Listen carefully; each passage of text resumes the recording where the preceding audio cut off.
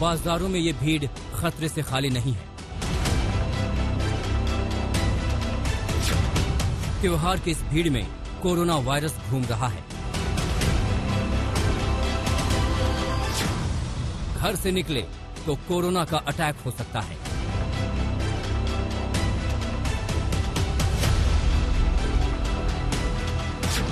आसमान में छाई ये धुंध सांसों पर धावा बोल रही है।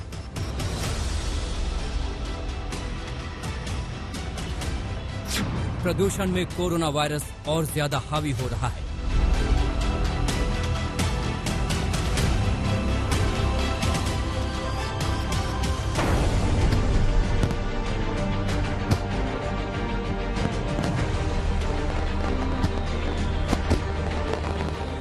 कहां तो दिल्ली वालों की दिवाली पटाखों वाली धूम धड़ाका वाली होनी चाहिए थी, लेकिन जानलेवा प्रदूषण की धुंध दिल्ली के आसमान में ऐसी छाई कि केजरीवाल ने पटाखे ही बैन कर दिए।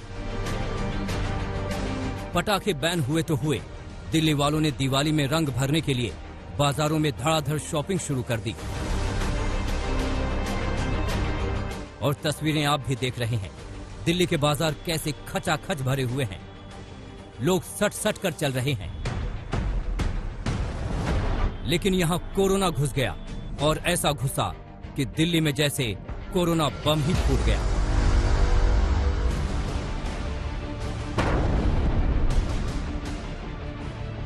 दिल्ली में कोरोना के मामलों में एकदम से इतनी तेजी आई है कि रिकॉर्ड टूट गया। आलम यह है कि राजधानी में पहली बार एक दिन में 100 से ज्यादा लोगों की कोरोना की वजह से मौत हो गई। पहली बार एक दिन में 104 लोगों की मौत। इससे पहले 16 जून को 93 मरीजों की मौत हुई थी।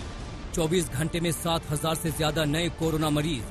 एक्टिव केस 43,000 से ज्यादा हैं, जो एक दिन का सबसे बड़ा आंकड़ा है। आपको बता दें कि 12 नवंबर को जो दिल्ली हेल्थ बुलेटिन है वो ये कहता है कि दिल्ली में रिकॉर्ड 104 मौतें हुई, जो कि उस 93 मौतों से ज्यादा हैं जो कि जून के महीने में हुई थी, वो भी तब जब कोरोना पीक पर था। इस बीच विशेषज्ञों का कहना है कि त्योहारों की वजह से बाजार की भीड़ भाड़ और ठहरा हुआ प्रदूषण दिल्ली में कोरोना के खतरे को और बढ़ा सकता है। देश की राजधानी दिल्ली में प्रदूषण बढ़ता जा रहा है। एक और दिक्कत है बढ़ते हुए प्रदूषण की, तो दूसरी तरफ दिक्कत है बढ़ते हुए कोविड केसेस की। इस समय आलम यह है कि दूर की बिल्डिंग साफ दिखाई नहीं दे रही है। जो लोग गाड़ी चला रहे हैं उनको गाड़ी चलाने में दिक्कत है। पूरे दिल्ली एनसीआर रीजन का यही हाल है। पिछले 2 दिनों से हवा वेरी सीवियर कैटेगरी के अंदर आ चुकी है, लेकिन इसका मतलब ये है कि अभी भी ये हवा बहुत ज्यादा प्रदूषित है, जहरीली हवा है। इस समय एक्सपर्ट्स और डॉक्टर्स का मानना है कि बहुत बूढ़े लोगों को और यंग बच्चों को घर से बाहर नहीं निकलना चाहिए। जितना हो सके अपने घरों के अंदर रहिए। दिल्ली सरकार ने इस साल दिवाली पे पटाखे जलानों पे बैन लगा दिया है। कोरोना संकट को लेकर दिल्ली बेहद बुरे दौर से गुजर रही है। त्योहारों के मौके पर बाजारों में भीड़ दिख रही है, तो अस्पताल में कोरोना के मरीजों की तादाद भी बढ़ती जा रही है। कोरोना बढ़ रहा है, इसको लेके मैं भी चिंतित हूँ। दिल्ली में पिछले कुछ दिनों से कोरोना बढ़ रहा है। जो भी उचित कदम उठाने की जरूरत है, हम वो सभी उचित कदम उठा रहे हैं। अगले हफ्ते भी और कई सारी चीजें हमने सोची हुई हैं, कई सारे कदम और उठाए जाएंगे। मैं उम्मीद करता हूं कि हफ्ते 10 दिन के अंदर फिर से कोरोना की स्थिति काबू में आ जानी चाहिए, कोरोना कम होना चालू हो जाना चाहिए।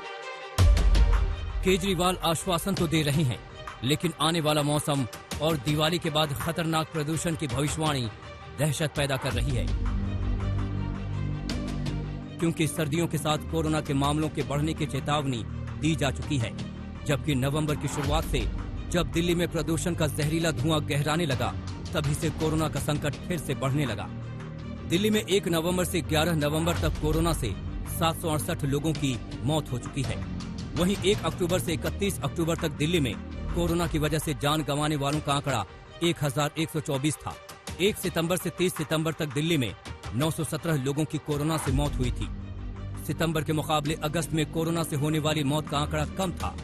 दिल्ली में 1 अगस्त से 31 अगस्त तक कोरोना से 458 मौतें हुई थी। आंकड़ों पर नजर डालें तो मौत के मामले जून के महीने में सबसे अधिक दर्ज हुए थे। तब मौत की दर 7% को पार कर गई थी और 1 महीने में 2247 लोगों की मौत हुई थी। दिल्ली सरकार ने दिल्ली में प्रदूषण को रोकने के इंतजाम तो कर दिए हैं। जहां ज्यादा प्रदूषण है वहां वाटर गन लगाई गई हैं।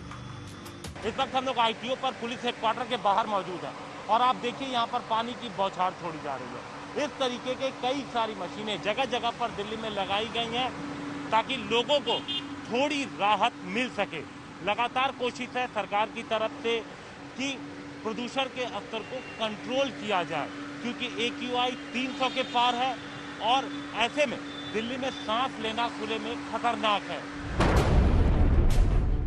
कुल मिलाकर दिल्ली के लिए आने वाले वक्त में कोरोना से निपटने की चुनौती गंभीर होने वाली है। प्रदूषण की वजह से मौत के मामले के बढ़ने का खतरा है, तो त्योहारों की भीड़ से कोरोना संक्रमण की रफ्तार और बढ़ सकती है। हिमांशु मिश्रा के साथ पंकज जैन, दिल्ली आज तक।